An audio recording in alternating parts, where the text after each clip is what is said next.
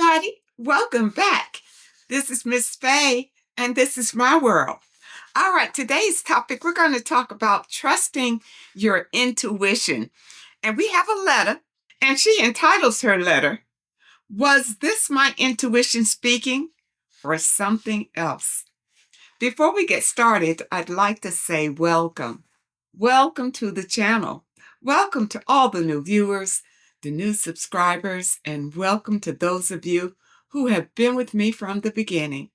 I really appreciate you. Now let's dive into this letter and see what she says. This email is generated as a response to your video entitled, Always Trust Your Intuition.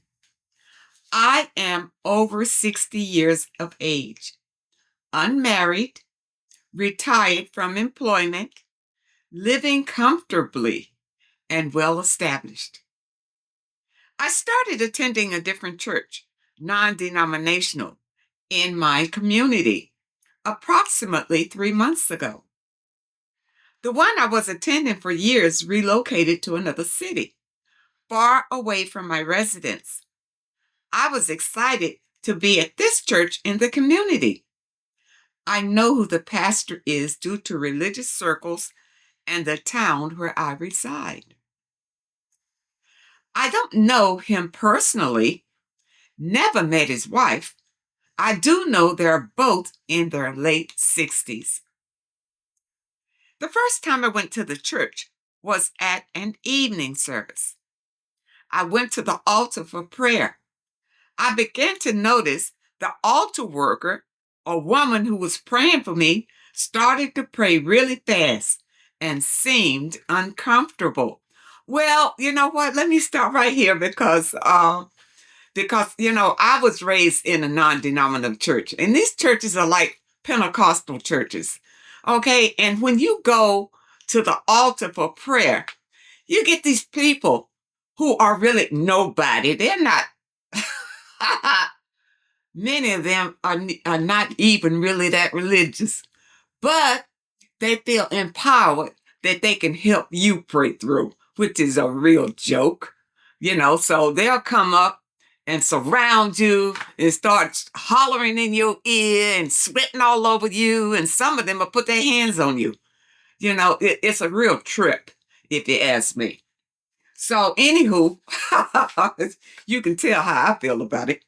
We were holding hands and she seemed to tremble.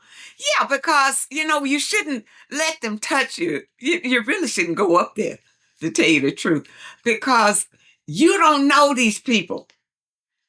And just because you feel you want to go up there for prayer and these strange people going to be putting their hands all over you, you don't know what kind of energy they're praying to, and you don't know what kind of energy that they're transmuting to you. You can't go into any church and trust in everybody. I went to a church with the narcissist that I was involved in, and at this service, and he was a deacon in the church. This evil demon was a deacon. So, I didn't have much faith in the rest of them. So anyway, this woman, I guess she was a prayer warrior or whatever, and she came around the audience. Now, this is my first time at this church, just like you. And she came around at the audience, touching everybody in the audience, talking about, oh, just a touch. All you need is a touch, And when she came to me, we were in these chairs. They weren't pews, but they were just regular chairs. I think they were having their service at a school. And so it was like in the cafeteria, and everybody was in these individual chairs. So when she came to me, I scooted my chair back. Don't touch me. And so she came at me again. Oh, just a touch. So I blocked her arm. Oh, hell no. Don't put your hands on me. I don't know you. And everybody looked. I don't care what you think.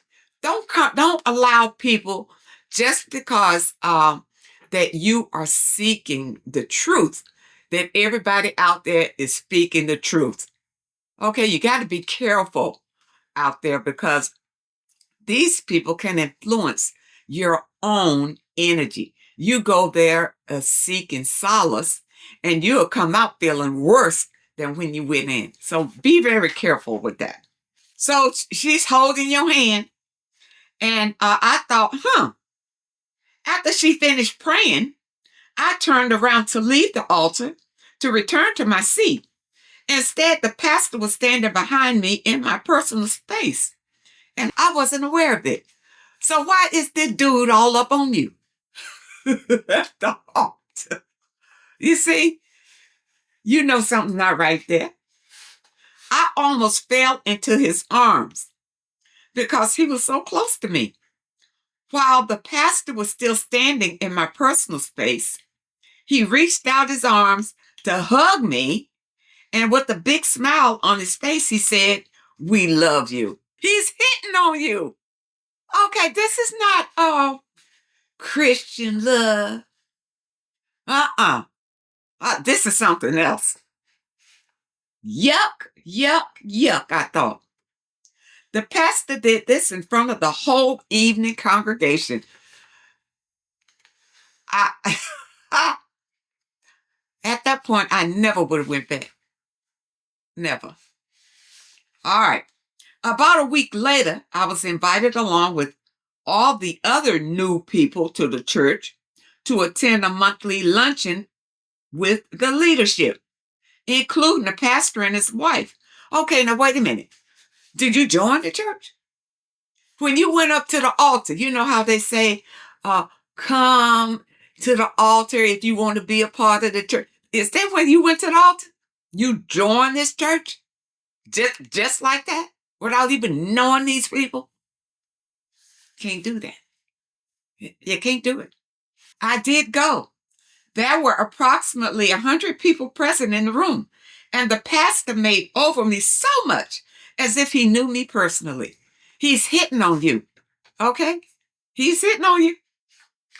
The pastor called my name and spoke to me personally, gave me a lot of attention with a big smile. The pastor was saying my full name out loud, but did not do this to anyone else because he's probably already hit all the women in the church. And you a new piece.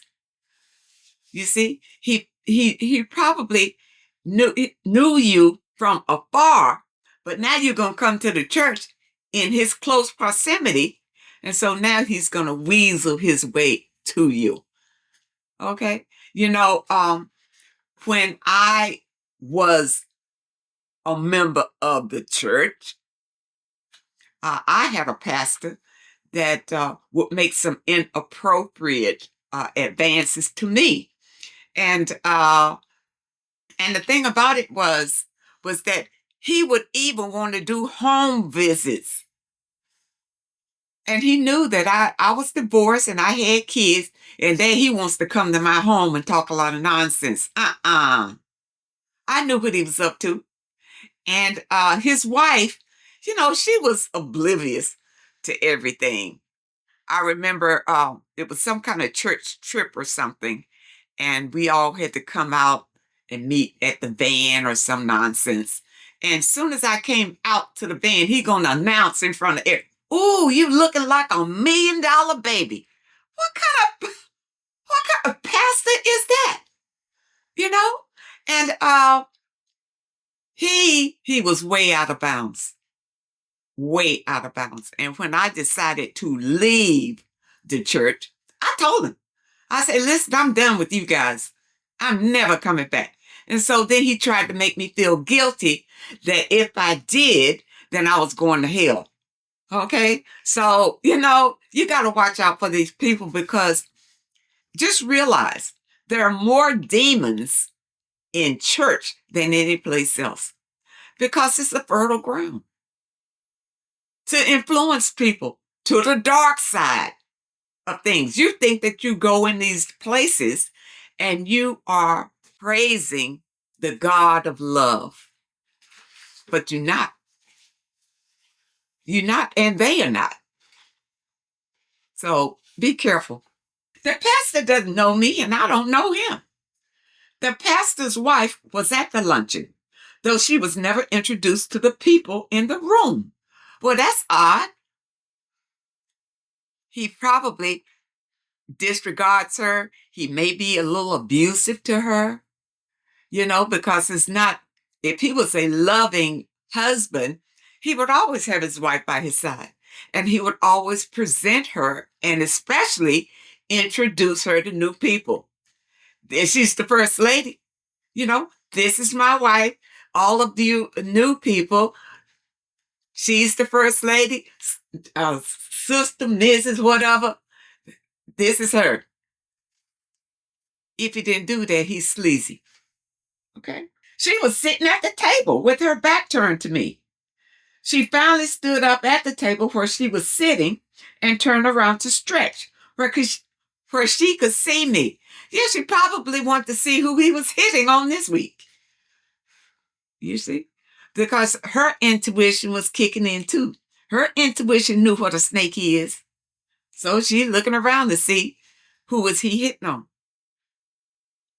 I never met his wife, only saw pictures of her in a brochure. So at the time, I didn't know who she was. I reflected on the whole incident a day or so later, and I realized who the person was who stood up to stretch. I registered to attend 4 doctoral classes, 1 per week, at the church building. This led me to attend an early service on Sunday mornings and not Saturday evening, because the classes were scheduled to start approximately 15 minutes after the morning service ended. So wait a minute, where were they having this service? In some kind of a educational institution? It kind of like the little church where I went with the narcissists. Theirs was in a school building. Looked like it was in the cafeteria where, everything was cleared out and they just had us sitting in these chairs. I noticed that during the Sunday morning service, the pastor would make his way over to my location before the service started, shaking my hand and acknowledging me by name. The pastor always acknowledged me with fanfare. The pastor wanted me to look him in the eyes. The pastor would move his head and keep searching for direct contact with me. I always resisted and looked away. The pastor always made a way and found a reason to be in my personal space, staring at me and evaluating how I dressed and my mannerisms. Yeah, he's trying to figure you out. He's trying to figure how to get into your good graces. But he wants to keep you in. But he also wants you to bond with him and his church. And in his way of thinking, if he pays special attention to you, he'll get both. He'll get you and he'll get you to bond to this church. All right? All of this was simple, but I could see it happening right in front of me. I felt like I was being stalked. I chose classic high-quality pieces over fleeting trends, so my clothes are attractive and respectable. I wore a pair of comfortable loafer sneakers that looked like leather shoes to service, so I could be comfortable in class. The pastor complimented me on them. The next week, the pastor was wearing a similar pair. Same color, similar design, but for men. I saw them when I was on the high platform. Okay, so I don't get why you keep going to this church. I don't understand. Now, I see that they have some kind of doctoral classes after this little church service. Well, you could have just went to the classes. What do you go to the church service for? What was he delivering in his message that you thought was beneficial for your soul? What? You didn't say anything. You didn't indicate in the letter that his message was so powerful that it changed your life. Anything like that. Or are you one of those people who feel uncomfortable when you don't go to church. You know, some people, it's their belief, or it's just a pattern or a habit. I know for me, because I was raised in the church, when I broke away from the church, I felt a little detached because it was a habit to go. But I wasn't getting anything out of it. Just going for a habit? Uh-uh. Listen, if you don't see your life improving by dealing with uh, religious organizations or religious people, then you need to leave them. Okay? Because maybe just because they are dealing with you under the umbrella of religion doesn't mean that they are out for your better good. Okay? Whatever side of the room I sat, right side or left side, the pastor would stand on that side of the podium without fail to give the morning sermon. The pastor was directing his energy toward me. I felt the force of the pastor's energy projected at me. It sounds like something evil to me. The last time I was there, about a month ago, I was engaged in a conversation with another woman in my open space. You keep going to this church. When the conversation ended and I turned around to return to my seat, the pastor was in my personal space again. Yeah, he's trying to get your attention, and he wants your attention to be on him personally. Okay? This way he can weasel himself into your life. He realizes that you don't have a man. So there are some sleazy men who feel like that, I'll be your man. I'll come over there and hit it every once in a while, because there are a lot of pastors who do it, who sleep with the women in the congregation. I mean, they've been doing it for years. Don't get tied up with that. Some of these pastors are just pure evil. Okay? And just because they can get up and read off some sermon that they put together the night before, tell you a lot of nonsense or something that they learned in theology school. And just because a person went to theology school does not mean that they are good people. Okay? Remember, religion is big business. That's what it is. It's a business. All right? This is how these people make a living. And when you mix business with beliefs, it can be a dangerous combination. Okay? When the conversation ended, I turned around to return to my seat. The pastor was in my personal space again. I almost had a direct collision with him, and I almost fell over on the floor. But I maintained my balance. When I looked up, the pastor's eyes were enlarged like a deer in the headlights. There was no reason for the pastor to be in my personal space. I have not returned to the church building since this incident. The pastor's behavior has become a distraction for me. I started to feel like I was being disrespected. You were. He was trying to get in. And if you go back, he will continue, probably pressure you a little bit harder next time so that you can't get away. Now, don't be surprised if he doesn't try to contact you at home and try to do a home visit for counseling or something. If I were you, I wouldn't go back to that church, and I would block all contact with those people. Number one, what kind of pastor does not respect his wife? And apparently he does not respect her if he can do a whole service and never introduce her to new people in the church. The older people, but they may know her, but he didn't bother to introduce you to her, especially with him all up in your face the whole time that you're there. Trust your intuition. And your intuition has been telling you from the very start, stay away from these people. Do not engage with these people. From the very beginning, you've been getting that inkling, but you'd rather ignore it because you don't know if it's just some sort of a nervousness about being in a new church. You don't know if you're jumping to conclusions about this pastor.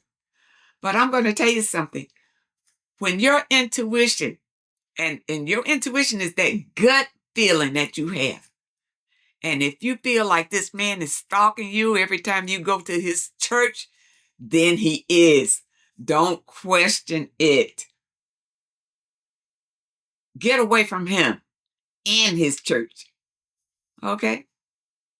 You don't need to be around people like that. Just realize that these religious institutions are full of demonic people. And these people are in high positions in the church. And why? Because there's a plentiful supply of gullible people that keeps coming, looking for solace, looking for peace, looking for answers. You see? So they just take advantage of that. And then there are these dirty pastors who would take a woman like you in your 60s, you see, and he figures, no man is paying much attention to you at this age, but he's going to give you that attention. He's going to be everything to you and for you. That's why he didn't bother introducing you to his wife, because she's irrelevant when it comes to you. Okay? Know what he's trying to do with you. All right? Number one, he's probably trying, in the back of his mind, sex is on the table, and you got resources because you say you're comfortable. He wants to get all of that from you. Okay? So I hope that you understand and be very careful. You don't need to deal with these people anymore. So guard yourself, love yourself, and always trust your gut when it comes to people. I hope that you understand the message today, and I really hope that it helps someone. Now, those of you who may have a question that you'd like for me to answer, my email address is in the description. I want to thank you so much for your comments and your letters, and a very special thank you to those that leave a donation. I really appreciate all of you. I wish you all the very best, and I really hope to see you next time.